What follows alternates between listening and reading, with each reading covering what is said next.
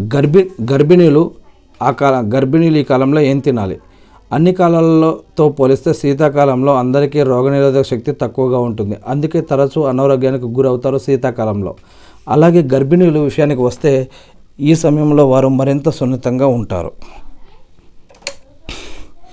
మరి గర్భంతో ఉన్న స్త్రీలు ఆరోగ్యం విషయంలో చాలా జాగ్రత్తలు తీసుకోవాలి. ఏది పడితే అది తినకూడదు. బయట తినుబండారాలకు పూర్తిగా దూరంగా ఉండాలి. మంచి పోషకాహారం తీసుకోవాలి.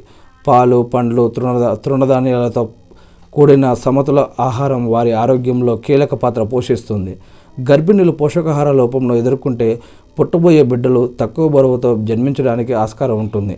అందుకే నవజాత శిశువులకు అనారోగ్యం సమస్యలు వచ్చే ప్రమాదం చాలా ఎక్కువగా ఉంటుందని నిపుణులు సూచిస్తున్నారు. అందుకే నారింజ, బత్తాయి, యాపిల్, అరటి సహా విటమిన్ సి కలిగిన ఫుడ్లు రోగనిరోధక శక్తిని పెంపొందించడంలో సహాయపడతాయి. అలాగే బచ్చల కూర, పాలకూర, కాలీఫ్లవర్ వంటి కూరగాయలు, ఆకుకూరలు తినడం చలికాలంలో ఆరోగ్యకరం. థైరాయిడ్ ఉన్నవారు కాలీఫ్లవర్, క్యాబేజీ, ఆలుగడ్డలను తినకూడదు.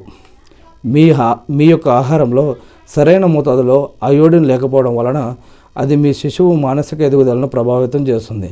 కాబట్టి అయోడిన్ మంచి పరిమాణంలో ఉండేటువంటి గుడ్లు, సీ ఫుడ్ మొదలైన ఆహార పదార్థాలు తీసుకోవాలి.